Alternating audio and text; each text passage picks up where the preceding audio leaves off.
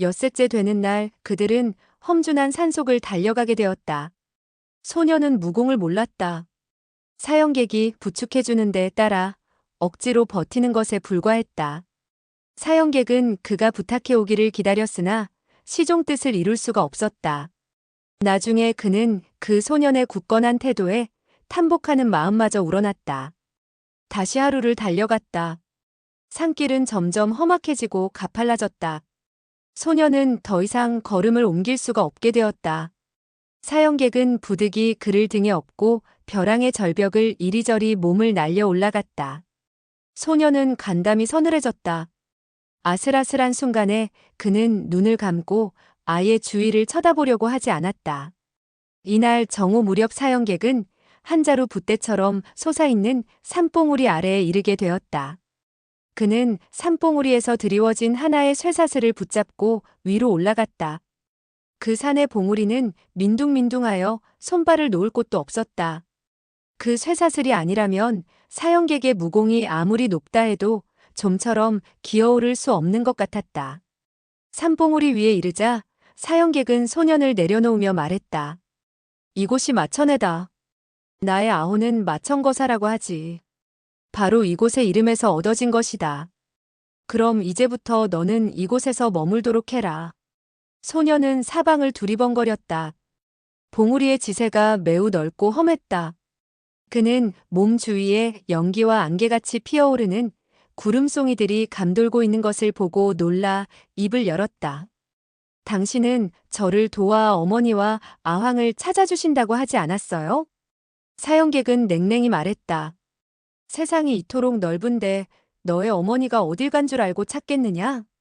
우린 이곳에서 기다리고 있으면 어쩌면 너의 어머니가 아황을 데리고 너를 만나보러 올지도 모르지.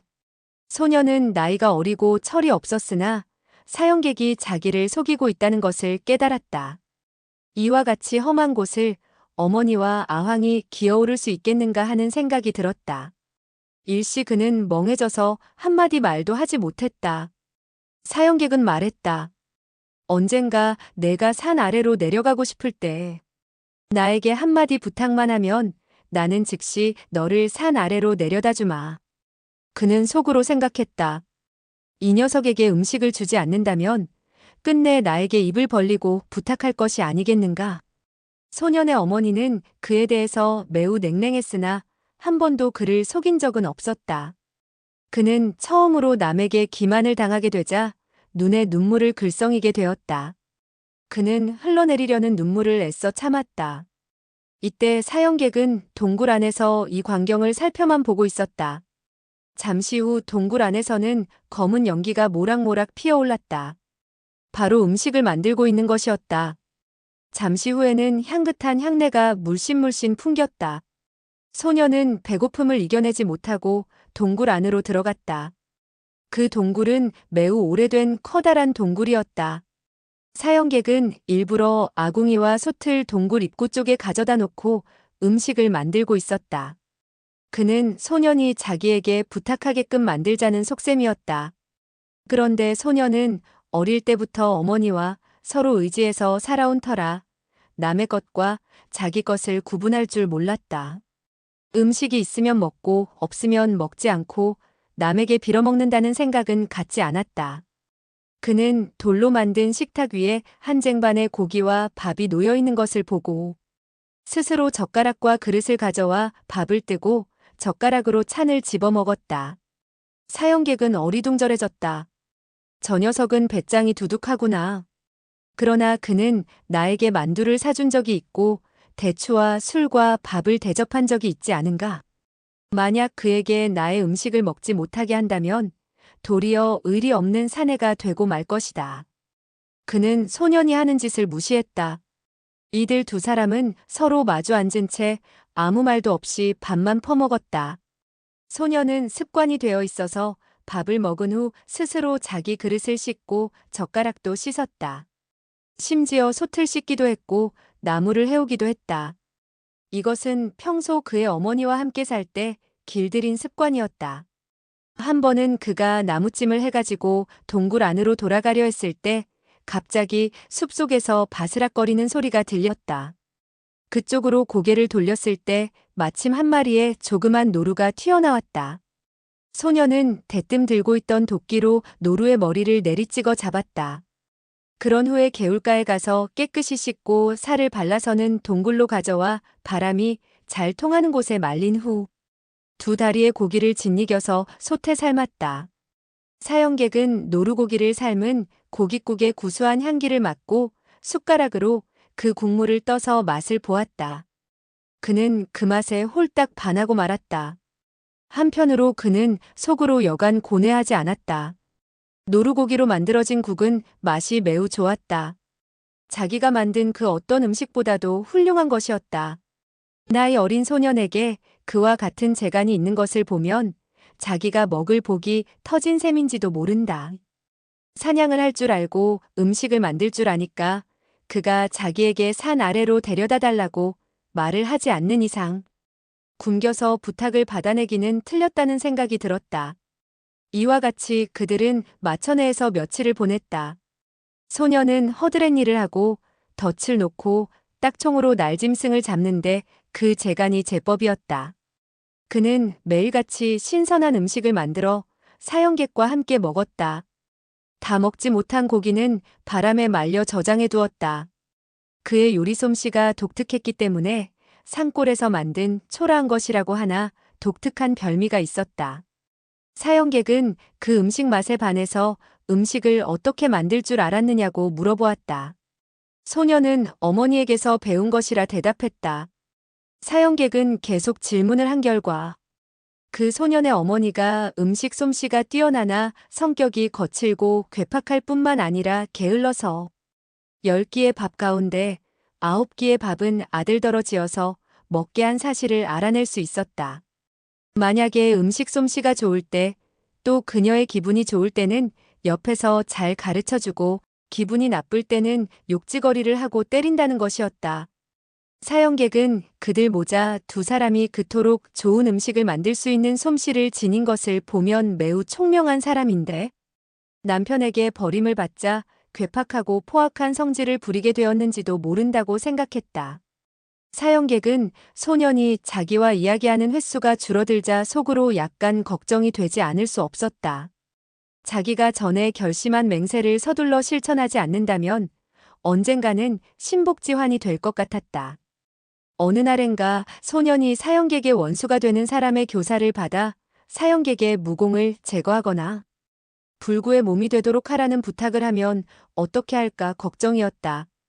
그가 사형객을 보고 한평생 마천에서 내려가지 말라고 한다면 사형객은 그야말로 산속에 갇혀서 한평생을 보내야 할 형편이었다. 더군다나 소년이 그의 어머니와 아황을 찾아달라고 사형객에게 부탁하면 매우 골치가 아프게 된다. 이렇게 된 이상 총명하고 지혜가 많은 사형객도 뾰족한 방법을 강구할 수가 없었다. 사형객은 뒷짐을 진 채 숲속에서 산보를 하고 있었다. 그러다가 소년이 바위 곁에 앉아 싱글벙글거리며 돌 위에 한 무더기의 물건을 쌓아놓고 있는 것을 보았다. 바위 위에 놓아둔 것은 바로 대비노인이 그에게 준 18개의 흙으로 빚은 인형이었다. 소년은 그 인형들을 동쪽에 하나 놓고 서쪽에 하나 놓기도 했으며 때로는 그것들을 줄지어서 싸움을 시키기도 하는 등 자기 혼자서 재미있게 놀고 있었다. 사형객은 그 광경을 보고 속으로 생각했다. 과거 대비노인이 나와 북망산에서 무공을 겨루게 되었을 때 그의 장법이 강맹하고 금나수법의 변화가 신속민첩한 것을 볼 수 있었다. 반시진을 쌓은 후에야 나의 공학공의 한 수를 지게 되어 어려움을 알고 물러선 사람이 아니던가. 그는 내공도 고강했지만 외공에는 천부적인 재능을 갖고 있었다. 그런데 이 흙으로 빚은 인형의 몸에 표기되어 있는 내공 요결은 매우 천박하여 남의 비웃음을 받기 쉽겠다. 이와 같은 생각을 하면서 그는 한 개의 인형을 들어 올려 살펴보았다. 흙으로 빚은 인형의 몸에는 용천, 영곡, 조해, 태계, 수천, 태종, 보규, 교신 등의 혈도가 그려져 있었고 발을 따라 위로 올라가 배에 이르는 횡골, 태역, 기열, 사만, 중주, 맹유, 상곡을 지나 혀 밑에 염천혈에서 끝나는 순환도가 표시되어 있었다. 이 일련의 경맥은 바로 족소음신경이라고 했다. 족소음신경의 경맥을 따라서 발바닥에서 인후까지 한 줄기의 붉은 줄이 그려져 있었다. 사형객은 속으로 생각했다. 이것은 내공을 수련하는 일반적인 법문이 아닌가. 각 문파에 입문하는 공부는 모두 이와 대동소이하다. 뭐가 중요하다고 인형까지 만들어 가지고 다녔지? 아, 그렇구나. 대비 늙은이는 평생 동안 외공만을 익혔으며 젊었을 때는 강호를 주름 잡은 적도 있지만 결국 나와 겨루어 패배하자 그 원인을 분석한 끝에 자기가 내공이 없어서 패했다고 여기고는 18개의 흙인형을 지니고 다니면서 내공을 익혀 내외공을 겸비한 고수가 되려고 했구나. 나한테 패배한 것이 가슴에 한이 맺혔던 게로구나. 그러나 내공을 어찌 일조일석에 익힐 수 있겠는가? 대비 늙은이는 이미 나이가 70이 넘었는데 늙음하게 익혀서 무슨 소용이 있다고 그런 쓸데없는 짓을 했담. 저 세상에 가서 실컷 익히라지. 생각이 여기에 미치자 그는 껄껄 웃고 말았다. 하하, 소녀는 그 웃음소리를 듣자 덩달아 따라 웃으면서 말했다. 헤헤헤. 백부님, 이 인형들에게는 수염이 있으니 어린애들이 아닌데 어째서 옷을 입지 않는지 정말 웃기네요. 사형객은 말했다. 그렇구나. 정말 우스꽝스럽다. 사형객은 18개의 흙인형을 하나하나 관찰했다. 그중 12개의 인형에는 각기 경맥을 표시해 놓고 있었다. 즉 수태음패경, 수양명대장경, 족양명위경, 족태음비경, 수소음심경, 수태양소장경, 족태양방광경, 족소음신경, 수골음심포경, 수소양삼초경, 족소양담경, 족골음강경 등은 바로 정경 12맥이었다. 나머지 6개의 인형에는 인맥과 동맥, 음교, 양유, 음교, 양교 등의 육맥이 그려져 있었다. 기경팔맥 중에서 가장 난해한 것이 충맥과 대맥인데 그것은 빠져 있었다. 사형객은 생각했다. 이건 소림파의 내공 같다. 대비 늙은이가 보물처럼 몸에 숨기고 다녔건만 빠뜨린 부분이 있으나만 하지. 그가 내공을 배우려고 했다면 이런 흙인형을 지니고 다닐 필요도 없이 내공을 전문적으로 가르치는 문파의 아무 제자나 붙잡고 몇 달만 익혔어도 많은 진전이 있었을 것이다. 하지만 이름을 떨친 그가 남에게 고개를 숙여 내공을 배우기란 쉽지 않았을 것이다. 체면을 생각하지 않을 수 없었을 테니까 말이다. 사형객은 다시 북망산에서의 결투를 회상해 보았다. 그 당시 사형객이 1초를 이기기는 했지만 운이 따랐던 것이다. 그 당시 대비 늙은이가 내공의 기초를 쌓지 못했기에 망정이지 소년 시절부터 내공을 익혔다면 나는 300초도 견디지 못하고 그에게 얻어맞고 벼랑 아래로 떨어져 죽었을 것이다. 흐흐. 죽길 잘했지, 죽길 잘했다고. 그는 얼굴에 음흉한 미소를 지으며 천천히 서성거리다가 돌연 좋은 생각이 떠올랐다. 옳지. 저 녀석이 인형을 가지고 놀고 있으니 이 기회에 저 녀석에게 인형에 그려져 있는 내공을 가르쳐주자. 일부러 주화인마하도록 엉터리로 가르치면 내공이 심장으로 침입해 들어가 죽게 될 것이다. 나는 옛날에 현철령을 지니고 온 사람에게 손가락도 대지 않겠다고 맹세했다. 하지만 스스로 내공을 연마하다가 죽는 것은 내가 죽인 것이 아니다. 그것 참 묘한 이로구나. 사형객은 일을 처리할 때 언제나 기분 내키는 대로 했다. 비록 자기가 한 말을 반드시 지켰고 신이라는 한자를 지극히 중시했으나 인의도덕은 그에게 있어서는 한 푼의 가치도 없는 것이었다. 그는 즉시 족소음 신경이 그려져 있는 흙인형을 들고 말했다. 꼬마야, 너는 이 검은 점과 붉은 선이 무엇인지 아느냐? 소녀는 잠시 생각해보더니 대답했다. 이 흙으로 된 사람들이 병들어서 그런 거예요. 사형객은 물었다. 왜 병들었다고 하느냐? 소녀는 대답했다. 내가 작년에 병을 앓을 때 온몸에 붉은 점이 돋았거든요. 사형객은 실소하며 말했다. 그것은 마진이라고 하지. 이 흙인형에 그려져 있는 붉은 선과 검은 점들은 마진이 아니고 무공을 배우는 비결이란다. 너는 내가 너를 업고 봉우리 위로 날아오는 것을 보았지? 그게 바로 무공이야. 훌륭하지 않더냐? 이 말은 소년에게 무공을 배우고 싶은 마음을 불러일으키기 위해서 내뱉은 말이었다. 그는 갑자기 두 발로 땅을 박차며 몸을 곧장 허공으로 뽑아 올렸다. 그는 휙하니 한 그루의 소나무 위로 올라섰고 왼발로 나뭇가지를 디디고 서 있다가 몸을 다시 퉁기듯 허공으로 두둥실 솟구쳐 올랐다가 다시 나뭇가지에 내려섰다가 재차 몸을 솟구쳤다. 이와 같이 3번을 반복하자 마침 공교롭게도 2마리의 참새가 하늘을 날아갔다. 사형객은 자기의 재주를 과시할 겸 두 손을 뻗쳐 2마리의 참새를 낚아채고 그제야 천천히 땅 위로 내려섰다.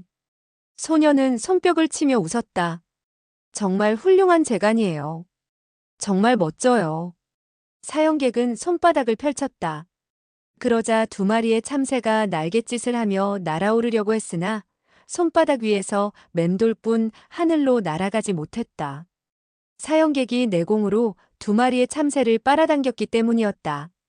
소녀는 그의 손바닥이 펼쳐져 있는데도 2마리의 참새가 날개를 퍼덕거릴 뿐 시종 날아가지 못하는 것을 보자 큰 소리로 외쳤다. 아, 재미있어요. 사형객은 웃으며 말했다. 내가 한번 시험해 보아라. 그는 2마리의 참새를 소년의 손바닥에 쥐어주었다. 그 소년은 감히 손바닥을 펼치지 못했다. 사형객은 웃으며 말했다. 그 흙인형의 몸에 그려져 있는 그림은 바로 무공을 익히는 법문이다. 내가 목숨을 걸고 그 늙은이를 도와주자 그 늙은이는 마음속으로 고마워서 그 인형들을 너에게 선물한 것이다. 이것들은 장난감이 아니고 매우 귀중한 것이다. 내가 흙인형의 몸에 그려져 있는 붉은 선과 검은 점의 법도를 익히면 참새들은 너의 손바닥에서 날아가지 못하게 된다. 그 소녀는 웃으며 말했다. 그것 참 재밌네요. 저는 꼭 배우고 말 거예요. 그런데 어떻게 배우지요? 그는 손바닥을 펼쳤다. 그러자 2마리의 참새는 퍼드득거리며 허공으로 날아올랐다. 사형객은 껄껄 웃었다. 으하하하, 그 소년도 덩달아 입을 해벌리고 웃었다. 사형객은 정색하고 입을 열었다. 재미있지? 내가 나에게 그 재간을 가르쳐 달라고 하면 나는 가르쳐 주겠다. 배우고 나면 정말 재미가 무궁하단다. 내가 산을 올라가고 내려가는 것도 자유자재란다. 내가 들고 다닐 필요도 없게 된다. 소녀는 크게 부러워하는 빛을 드러냈다. 사형객은 그 소년의 얼굴을 빤히 바라보았다. 그 소년의 입에서 가르쳐 주세요 하는 부탁의 말이 떨어지기를 기다리고 있는 것이었다. 그는 너무 흥분하고 초조해서 자기도 모르게 침을 꿀꺽 삼키며 거칠게 숨을 내쉬었다. 일각의 시간은 좋게 흘러갔으리라.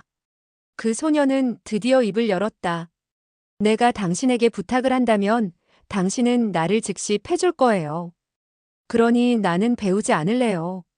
사형객은 달래듯 말했다. 부탁을 해도 나는 절대로 너를 때리지 않아. 너는 나를 따라온 지 오래되었지만 내가 언제 너를 때렸니? 그 소녀는 말했다. 때린 적은 없어요. 그러나 나는 부탁하지 않을래요. 그가 모친에게 당한 고통은 이루 말할 수 없었다. 그는 입을 벌리고 부탁을 하기만 하면 모친에게 두들겨 맞았다. 모친은 그를 때리고 나면 혼자 눈물을 흘리며 통곡하곤 했으며 며칠 동안 우울해하며 혼자 다음과 같이 중얼거렸던 것이다. 양심도 없는 것 같으니 나는 내가 나에게 부탁하기를 밤낮으로 기다렸다. 줄곧 몇 년 동안 기다려왔지만 시종 너는 찾아오지 않았다. 하기야 나보다 못난 그 계집년에게 갔으니 어떻게 나를 찾아와 부탁을 하겠느냐? 그 소녀는 그 말이 무슨 뜻인지 알지 못했다. 그의 어머니는 그 소년을 보며 욕을 했다. 너는 이제서야 부탁을 해? 이미 때는 늦었다. 옛날에는 어째서 부탁을 하지 않았지? 그러면서 어머니는 몽둥이로 사정없이 그의 몸과 머리통을 가리지 않고 구타했다. 그 고통은 실로 견딜 수가 없었다. 몇 번 그와 같이 죽도록 매를 얻어맞자 소녀는 팔구세가 된 뒤로는 어머니에게 절대로 부탁을 하지 않았다. 그가 사형객과 함께 마천에서 사는 환경은 어머니와 살 때와 별 차이가 없었고 무의식 중에 사형객을 어머니처럼 여기고 있었던 것이다.